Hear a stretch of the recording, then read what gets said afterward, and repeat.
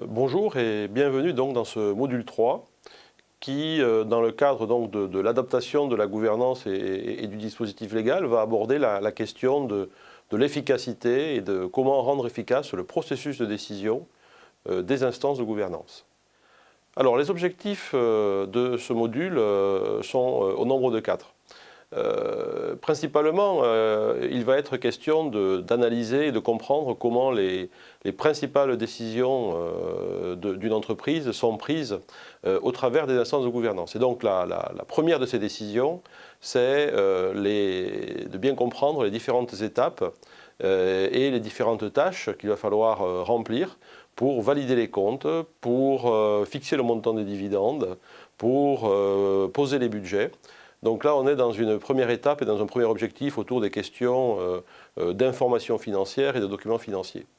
Ensuite, le deuxième objectif, c'est de voir comment le Conseil et les instances de gouvernance participent à l'élaboration de la stratégie et proposent un certain nombre de décisions d'investissement. Troisième gros sujet pour les instances de gouvernance, c'est de voir comment ils assurent un contrôle des risques de l'entreprise ou en tout cas comment ils participent à cette politique des risques et comment ils surveillent le dispositif de contrôle. Et enfin, quatrième objectif, c'est de bien voir, et c'est un sujet sensible actuellement, donc de bien voir comment les instances de gouvernance fixent la rémunération des dirigeants et font des propositions à l'Assemblée générale. Ces 4 objectifs vont faire l'objet des 4 grandes parties de ce module, avec tout d'abord donc le processus de validation des comptes de l'entreprise, de la politique de dividendes, le suivi de l'ensemble des résultats et la politique budgétaire et la procédure budgétaire. Ensuite, voir comment effectivement on peut participer à l'élaboration d'une stratégie, du plan stratégique, et puis des décisions d'investissement au quotidien.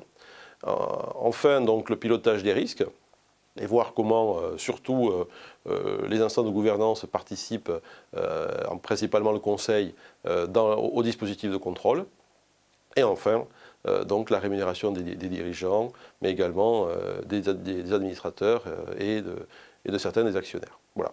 Donc voilà un petit peu les 4 grands sujets qui vont être abordés au cours de ce module.